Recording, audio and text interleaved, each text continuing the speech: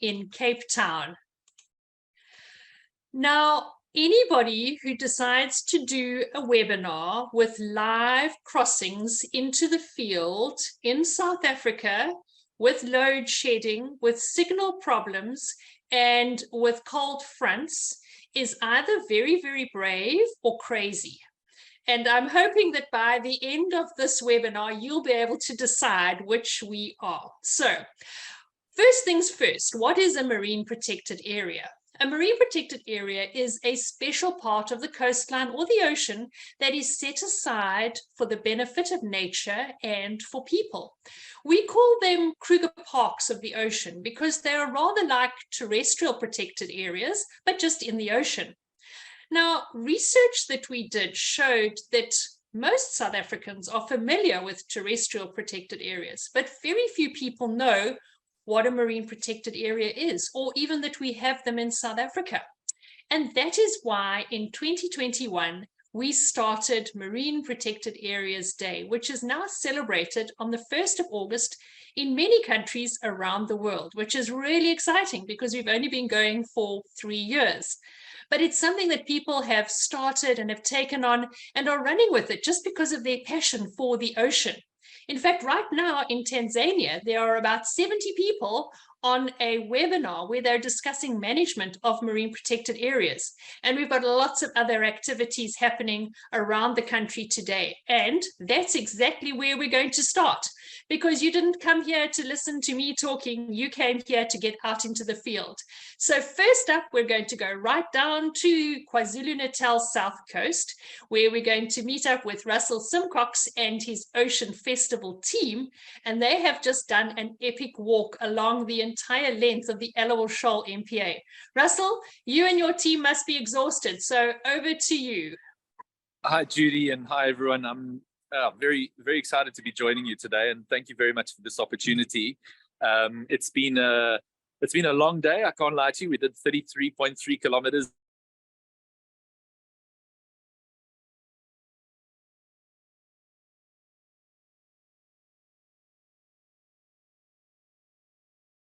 Of the Allowal Shoal on the beach, but it was not only did we manage to solve it, but we managed to engage with communities along the way. We took scientific samples, so we were really fortunate to have some scientists from Sombra with us. We also had Ori scientists with us, and folks from Apex Environmental taking water samples in our estuaries in various points along the MPA. And we're hoping to create that data set so that we can start managing them and just kind of understanding the health of our MPAs. But we also had a very brave paddler, Barry Lewin, and he traveled the full length of the Allowal Shoal MPA on his surf ski.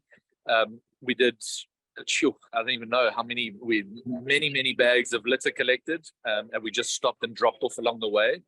But it was a wonderful experience and an incredible privilege to be immersed in the Allowal Shoal MPA. So I'm sorry, we're actually doing the crossing. We've just come back. Literally, the vehicles just dropped us back, but it's really windy on the beach, so we wouldn't have been very successful in getting the audio across. But just thankful to you and to everyone who's celebrating this MPA Day, and can only encourage folks to engage in conversations more and to understand the value of our MPAs, not only from a tourism perspective, but for all the stakeholders that we need these MPAs really much. So yeah, Judy, it's been a privilege, and I'm very excited. And I just must also take this opportunity to thank Claire, who's hiding behind, but Claire Taylor and all the various support crew and all those who walked with us and supported the Ocean Festival as we celebrated MPA Day today. Great, thanks so much, Russ, to you and the team. If you had to just sum up in a few words what marine protected areas really mean to you and the team, how would you describe them? Yeah, I really like that idea of the understanding of the terrestrial protection and the fact that we have to protect these tracts in the marine environment. I really think that that's so apt. But Judy, the one sad reality was the amount of plastic that we did see on the beaches. And I would love to encourage folks to make some more conscious decisions around, around the products we choose and the behaviors that we. But marine protected areas for me and for our team are vital for our future generations. They're places where we can really immerse ourselves and understand what the ocean really can offer us. So yeah, that we've got to try and get them protected as much as possible and keep them as pristine as possible. Great, thanks very much, Russell. And I think that you have set the bar really high for future. So I'm going to issue a challenge to our marine protected area people around the coast of South Africa. If the team in the Alawal Shoal can walk for 30 kilometers, how many more walks can we have next year for MPA Day? Thanks. Thank you so much, Russell. Thank you to your team. We salute you. We're now going to move over and we're going to go straight down the coast. We now are moving all the way to Betty's Bay in the Overberg region of the Western Cape. And now we're going to be meeting with Pierre de Villiers and his team from Cape Nature, and Kolofelo Ramokoro, and she's from WWF South Africa. So Pierre and Kolo, over to you. How the penguins doing? Can you tell us a little bit more about your MPAs and the work that you're getting up to? I can see there's a bit of a breeze there. This is the joy of live TV. And there you are. Right, guys, over to you. Good afternoon, everyone. Thank you for inviting us to present. My name's Pierre de Villiers, Senior Manager of Marine Coast Operations. We're presenting from a site adjacent to the Betty's Bay Marine Protected Area and Stony Point Marine Bird Breeding Site or colony. This is a very special and unique area of coastline. We're looking at a mixing zone which results from the very cold Benguela current. If you look at South Africa, it's got a pointed tip. Down the west coast, we have a cold Benguela current dependent on upwellings, a lot of nutrients in the sea, very icy cold water, not good for diving. And you've got a lot of large numbers of a few species like snook, sardine, and the giant kelp forest. Then as you go down the east coast of South Africa, which is the other coast, you get the warmer Gullis current coming down, and they meet in this mixing zone, which is pretty much between False Bay around Cape Town and the Breda Estuary, which is near Swellendam. What's really interesting in this zone is because of the mixing cold water and warm water, we've got a real rich diversity of species and ecosystems. We get warm water species coming right down as far as, well, Betty's Bay and Khan's Bay, like kingfish have been sampled, for instance, and the diversity is extreme, and it needs protection. If you look at the concentration of marine protected areas, we have Betty's Bay where we're standing now, but we also have Walker Bay, Guy Island as a conservation area around it, and the larger the Work Marine Protected Area. These have been designed to conserve the diversity in the area, as well as look at what we call the biodiversity economy, where we don't see a marine protected area as a place where everything's closed down and human access is closed down. We're actually looking at non-extractive ways, creating economies in these sites, and it's really working well. It's exciting, it's out of the box, and we work with the local communities and NGOs such as WWF and municipalities. To be able to manage, you need feet on the ground, and with the budget restrictions and various challenges, the only way to achieve this is through partnerships, through enforcement partnerships, monitoring partnerships, and awareness and education like we're doing now together. And there's an exciting opportunity or project that's been taking place here for several years, and I'd like to hand over to WWF to talk about it. Marcelo, you want to take over? Thank you, Pierre. Hi, everyone. And thanks for the opportunity to present today. I'm Arslan Berry. I'm working for WWF as a Marine and Coastal Community Monitor. I'm from the community from Kleinmond. So not does our office work with projects, but also working closely with our small-scale fishers. So we have various projects now in our office. One of these is graphs, the underwater videos. We work closely with the fishers, and the fishers work closely together with scientists like Shark Conservancy, and which they go out on sea to do live deployments. So it gives them another perspective of not catching fish from the rocks, but actually cameras in the water to see how does the abundance of species looks underwater, and that gives them able to see the future stocks available in our coastal waters. Our other project that we do is the Kochelberg Care app, which stands for Coastal Area Reporting and Engagement, which enables the community, also visitors, to report incidents like pollution, poaching, entanglements, fire, which link the incidents to various authorities, and the app can be is available on Android and also on Apple iStore. So the MPA means a lot to me personally, as a community member, because personally we get our food sources from it. It also enable us to get work from the MPA, and yeah, MPA means a lot to my community as well, because working closely with various stakeholders such as nature, just bring a stronger relationship with the stakeholders, and that's our work. Thank you very much. Yeah, thanks, Judy. And just maybe a final comment from my side is, as a member of the South African public, you can't love what you don't know. So we really have to start working together in partnerships to get people into these areas under the water to see what's going on, help with the analysis. So people don't see someone in a white jacket with glasses telling them what to do. They actually experience monitoring themselves, and it builds up a really good relationship. You don't need additional education and awareness, because the people are uplifted with information from their own communities and from the projects. So yeah, we're in a cold, stormy Cape Town, or Western Cape. I hope you enjoyed our presentation. Good luck with the rest. Thanks so much, Pierre. I think maybe if we can ask Kolofelo, thank you guys for that great introduction, and really nice to see how the MPA is working with the communities and benefiting communities, because that's really a critical role of MPAs. Maybe we can have a look and see, are there any penguins around? People are asking. We can see there's quite a lot of big surf there. Are the penguins hiding somewhere? I think we can see that we're walking along the boardwalk there. There's one hiding. Okay, cool.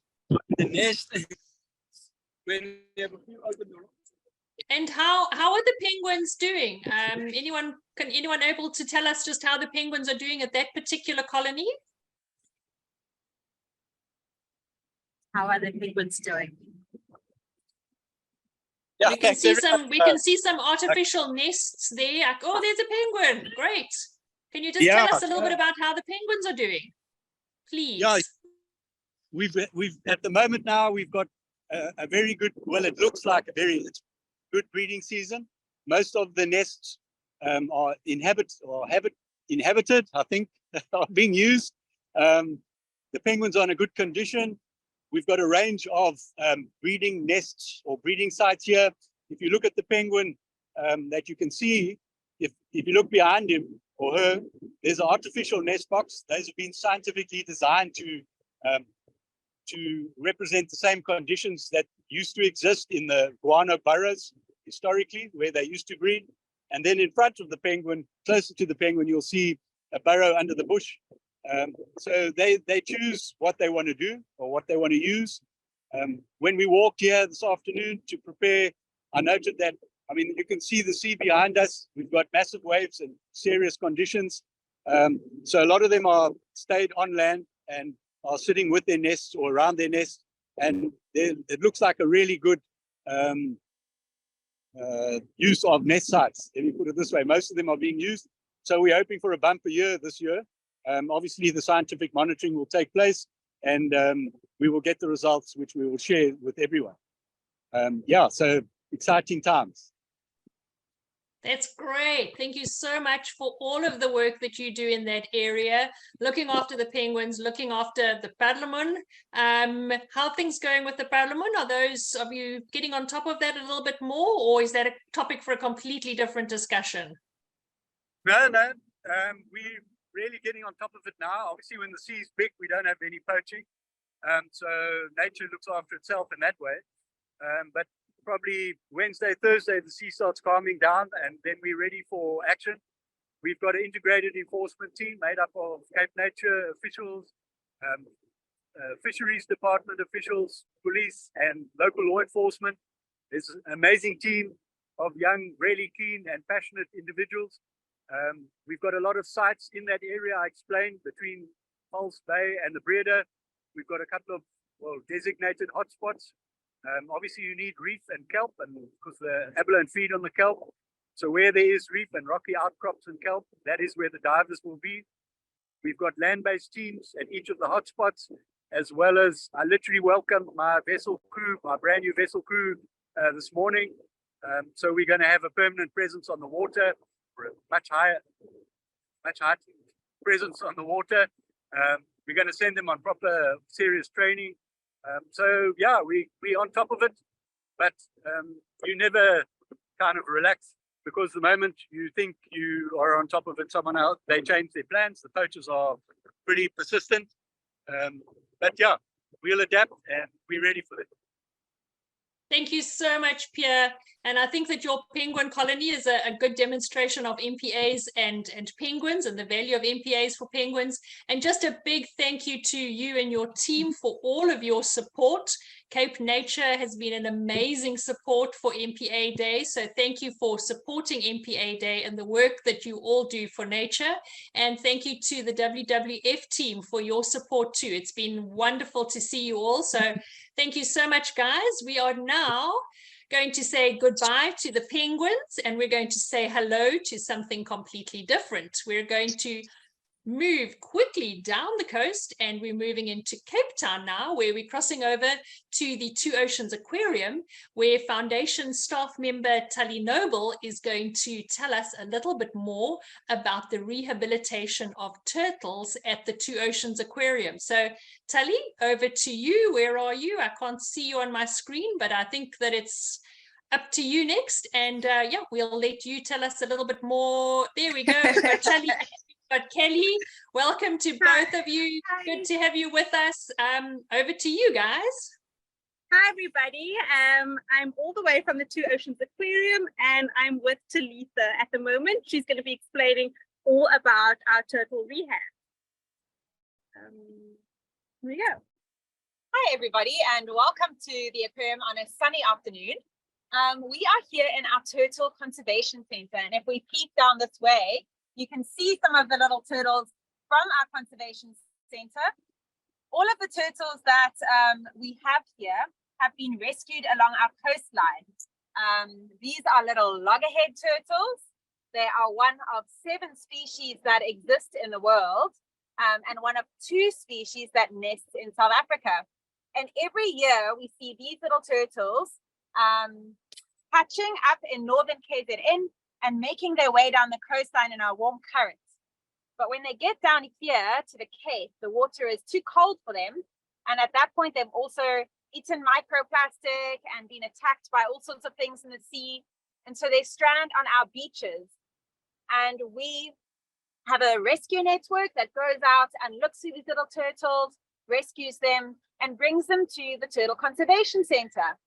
And here we focus on helping them heal, helping them get better with medical care, with nutrition, with good water quality, and with lots of love.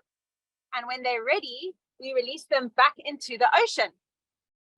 And sometimes, depending on the size of the turtle, we get to tag them and see where they go. And it's always incredibly exciting when our turtles swim through marine protected areas.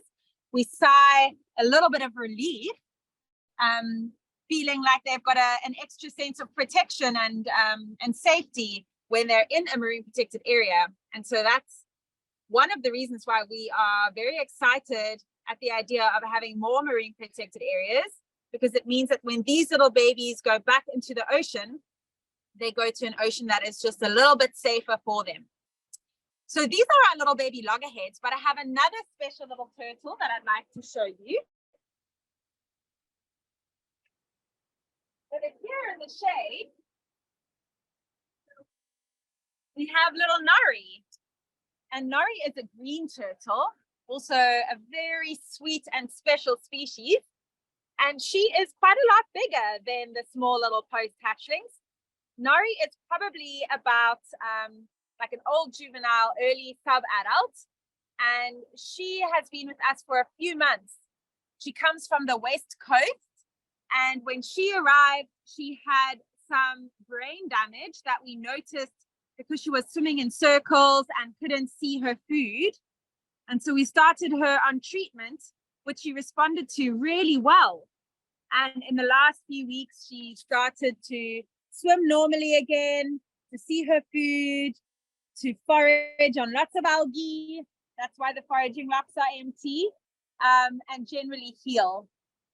And when this little turtle is better, she is going to be released in the marine protected area of the Hoop, which is a really special space for sea turtles, specifically for green turtles. In the last couple of years, we've noticed that there are a lot of turtles in the Hoop, and that they tend to enjoy hanging out there. And so we're wanting to learn more about it. And as part of that, are releasing turtles in the Hoop, where there's beautiful foraging grounds and also some generally warmer water. I see there's been a question. What do we have to do if we find a baby turtle that has eaten microplastic? So you won't know generally if the turtle has eaten microplastic because it'll be inside their body. We here usually have to wait for them to poop it out. But if you find a turtle on the beach, you need to contact our rescue hotline. And we can send that on the group. We'll send that in the chat, Nana. And that alerts our rescue network into action. And important to not put the turtle back into the water, but to rather stay with it, keep it safe, out of the sun and the wind. And then with the help of the rescue hotline, it'll go to our one of our network points along the coast, and then eventually make its way here to the aquarium. Last little baby I want to try and show you guys is a hawksbill.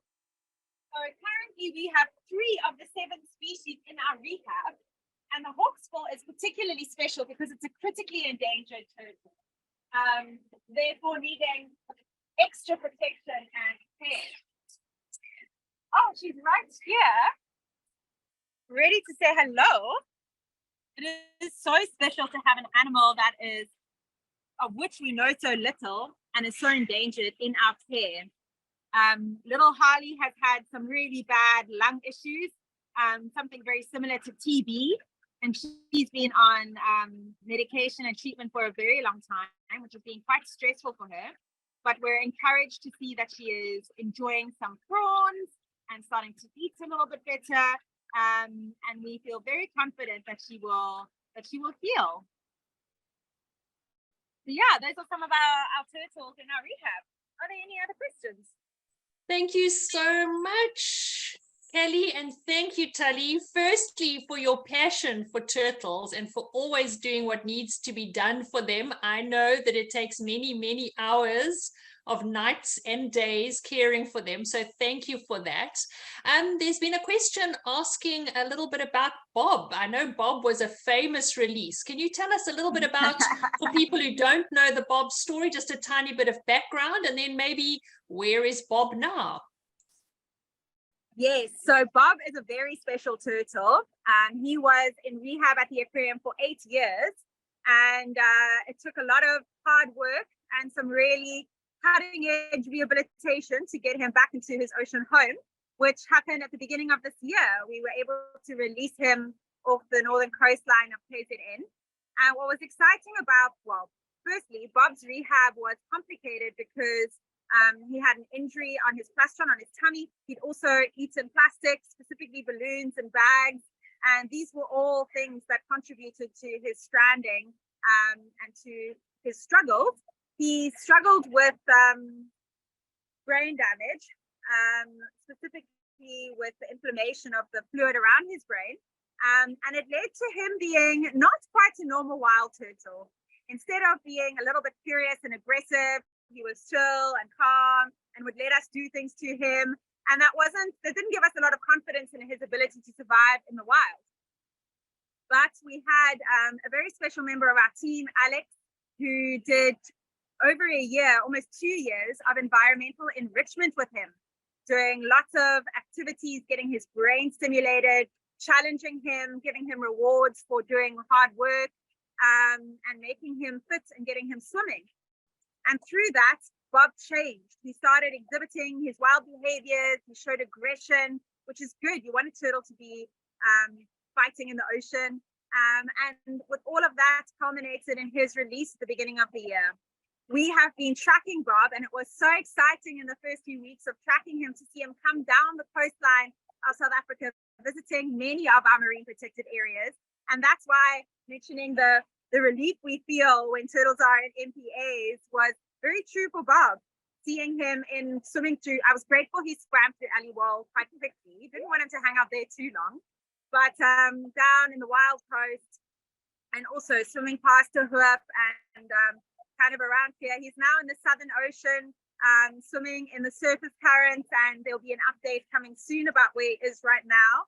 But it's been a tremendous excitement to be able to track him, a big privilege. And again, always so exciting when he swims in an area where we feel like he is a little bit more protected, because the ocean is not a safe place for him, unfortunately, not a safe place for any turtle or marine animal. And so, yeah, we work every day here, not just to look after the turtles in our care, but to try and keep their environment safe. And that's, I guess, what MPA Day is about. Thank you so much, Tali. Thank you, Kelly, and for that really insightful message. And I think I'm starting to see a theme that came through from Russell's side as well in the Aliwal Shoal, where they picked up enormous amounts of plastic. That plastic on the beaches has come, probably some of it down the rivers, some of it in the ocean right now, and turtles could be eating it. So even though you can't maybe visit an MPA today to show your support for marine protected areas, what you can do is look at your behavior with respect to single-use plastic. So it's just a message to all of us. These animals really, really need us to change our behavior. So thanks so much to the two of you. Thank you to the whole team. Think of that, 8 years to rehabilitate one turtle to get it ready to release. And then you discover that Bob was a girl after all. So well done to the Two Oceans team for that. Thank you so much for joining us. We are now moving right up the coast again. We're going back to the warm water, and we're going to go and join Mary Basson, who is in Mtanzini near to the Utugela Marine Protected Area. And she is going to tell us a little bit more about mangroves. Mary, over to you. Hi, my name is Mary Basson, and I'm a Community Conservation Officer for Ezembelo, KZN Wildlife.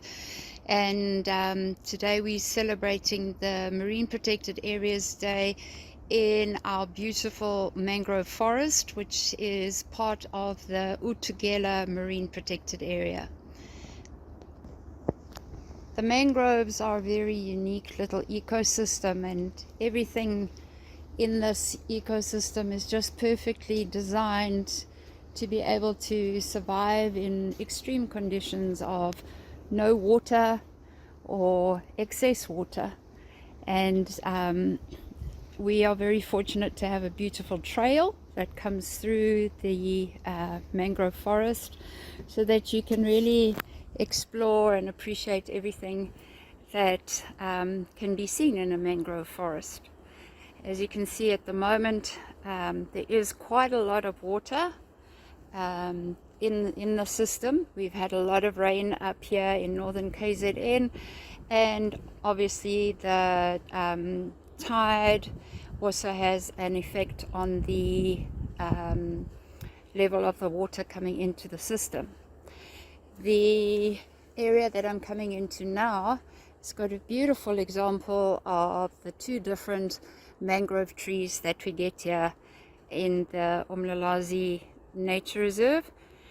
And just coming down here, First we'll start off with the black mangrove. So the black mangrove has got a lot more bigger leaves, much bigger leaves than the white mangrove. And if I walk over here, whoops, you'll see it's a nice large leaf. It's quite a tough leaf. And what happens is, with the excess water that the trees are subjected to, they send all that water to an old leaf on this whole swirl. And you can see over here, this yellow leaf, that yellow leaf has got a lot of water in it now, and so all the water is pushed to that, and then this old leaf will eventually drop down onto the floor of the mangroves. Usually what happens is, as the leaf lands up on the floor of the forest, where these big holes are in the ground, there's a lovely one here, the large mangrove crab, the big red mangrove crab, will actually come out and it will grab the leaf and then pull it back into its little burrow and eat it, and it cleans up the forest at the same time. Then we also have a white mangrove. So the white mangrove has got much smaller leaves, as you can see here, and also a very beautiful tree.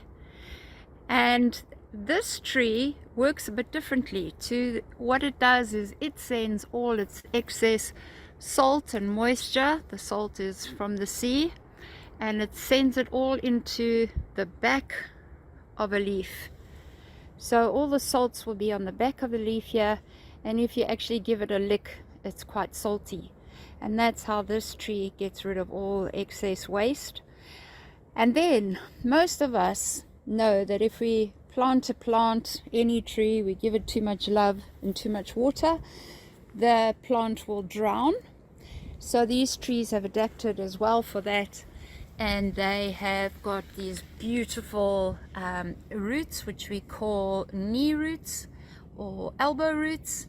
And so instead of having all their roots underground, the black mangrove sends up these knobbly roots so that they can get some air and oxygen, and so they don't drown.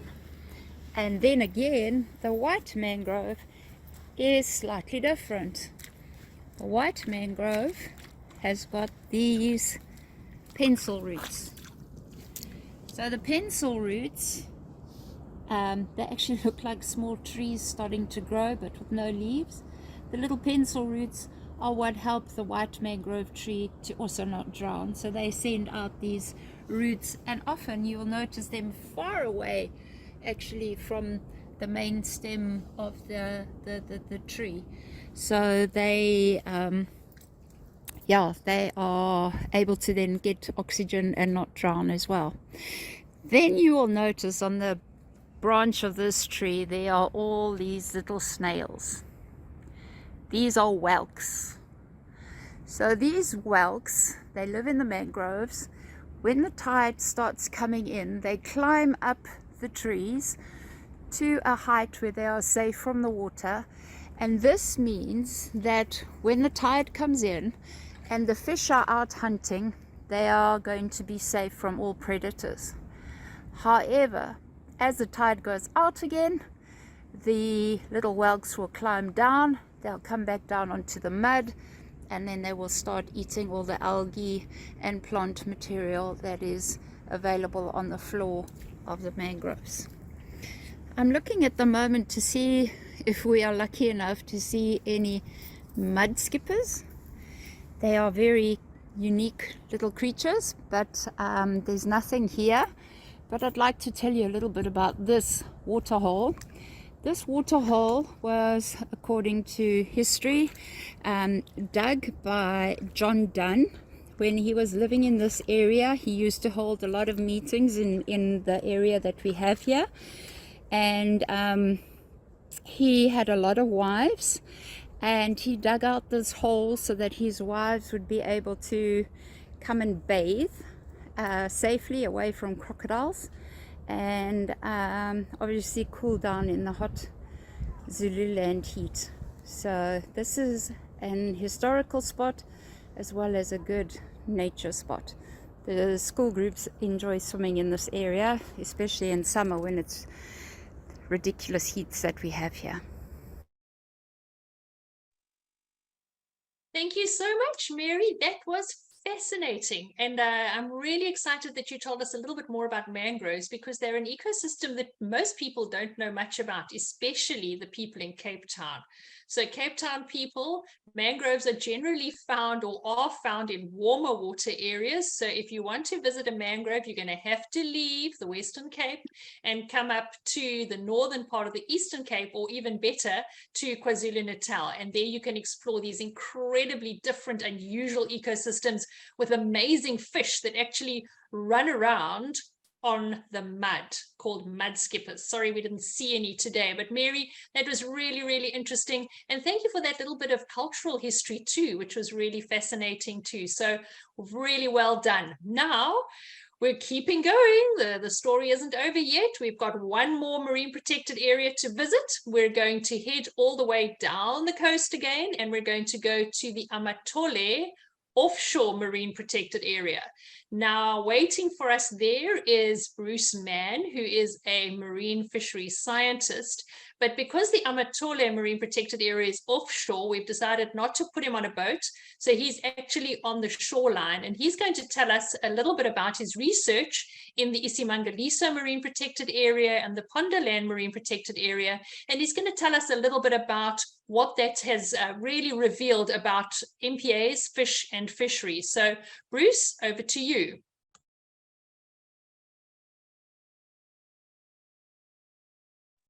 Bruce, I think you're on mute.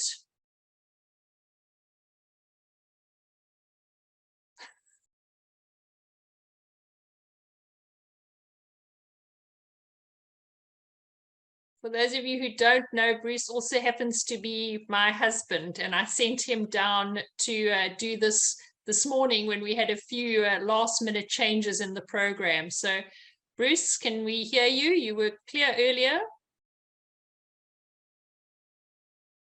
Nope.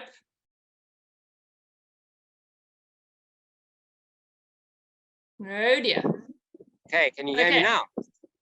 Okay, all good. Thank you. Thanks for the help. Good afternoon, everybody. Sorry, I'm a bit technically challenged when it comes to cell phones. I've never done this on my phone before, so here's a first time. But yeah, thanks for the opportunity. I'm standing down at East Claremont in the Eastern Cape, and I'm going to turn my camera around and just show you the beautiful scene that I'm standing at. Hopefully, my camera is good enough to show you this. But yeah, that's looking out across the Indian Ocean. And this is the East Claremont estuary that you're looking at here. And when you look out to sea there, that is the western boundary of the Amatole offshore MPA, which is sort of off East London, but stretches down almost as far as Port Alfred. Now, this MPA is really interesting because it's one of the only MPAs that was actually originally established by the fishermen themselves. The ski boat clubs around East London got together, and through the efforts of a gentleman called Graham Winch, got some protected areas established. Initially, they were quite small, but in time, those became full-blown MPAs, and in 2019, it was extended offshore, quite a substantial area. So now it's really a big MPA, and a lot of the inshore areas have been and still are policed by the fishermen themselves. They look after it because they recognize the value of this area. So I thought what I'd do this afternoon is just share with you a few insights that I've had over the years working in MPAs. I've been very fortunate to spend most of my career starting off in Tsitsikamma and then working in Ponderland in the Transkei and in Isimangaliso up in northern KZN in MPAs and looking at how they function. And one of the things that is common to all of them is that we find if we close an area to fishing, very quickly you see the fish starting to recover. You see more fish and you see bigger fish. And this is what we've seen in all of our MPAs that are properly enforced and that they are zone for no take, where no harvesting or fishing is allowed, you see this recovery. And some of the other things that we've seen are that these no-take MPAs are actually able to start seeding the adjacent areas. It's something that we call spillover in marine science, where the fish populations build up to an extent where they start to then spill over into the adjacent areas. And in that way, the fishermen outside the MPAs can really benefit from them. So we like to call them like banks. So you invest in that MPA and you just harvest the spillover or the interest coming out of that bank. So they're really, really important in terms of fisheries management. The third thing I want to tell you a little bit about is how the fish communities in these MPAs differ from the fish areas outside the MPAs. So we've done a lot of diving and a lot of work with underwater cameras that we put down in the MPAs just to look at the fish communities. And what we found is that in the areas that are closed off to fishing, so the no-take MPAs, we're finding completely different fish communities. They're bigger fish and more predators and more predatory type fish compared to outside in the fished areas. And if you think about it for a little while, it's quite obvious, because if you go and fish in an area, some of the first fish that you catch out are those big aggressive predators, those big rock cods, the big Scotsmen that come to the bait first and get caught out. And if that happens over and over again, year after year after year, you fish out those big predators. So it's really interesting that in our MPAs where there's no fishing happening, we see the fish communities going back to what they originally were and sort of our natural communities. And as a consequence of that, the fish in the MPAs are much healthier, both physiologically and genetically, because they're living in much more natural environments. So those are just a few of the really exciting things that we've been studying and researching in our MPAs over the last couple of years. We've done a lot of tagging in our MPAs, and we're actually seeing fish moving out of the MPAs and going into the adjacent areas. So there's lots of examples where we've been able to show how beneficial these MPAs are to us, especially from a fisheries point of view, but also in terms of protecting our natural marine biodiversity. Judy, I think I'll leave it there unless there's some more that you want me to add. No, Bruce, I think that was really useful summary of just some of the benefits of marine protected areas, not just to nature, but also to people. So thank you so much. Well, ladies and gentlemen, we have had 45 minutes of really, really interesting information. Thank you so much, Bruce. Thank you there. Really interesting information from all of our speakers. We have visited the Allowal Shoal Marine Protected Area, where our team did a long walk for 30 kilometers. So we're expecting great things from next year's MPA communities. We're looking forward to more walks. We have had a look at the Betty's Bay. We even had a chance to see the penguins with their nests with the team there. We went down, we had a look at the turtle rehabilitation. We had a chance to see mangroves, and we've had a chance to see an offshore MPA and learn a little bit about MPAs for fisheries.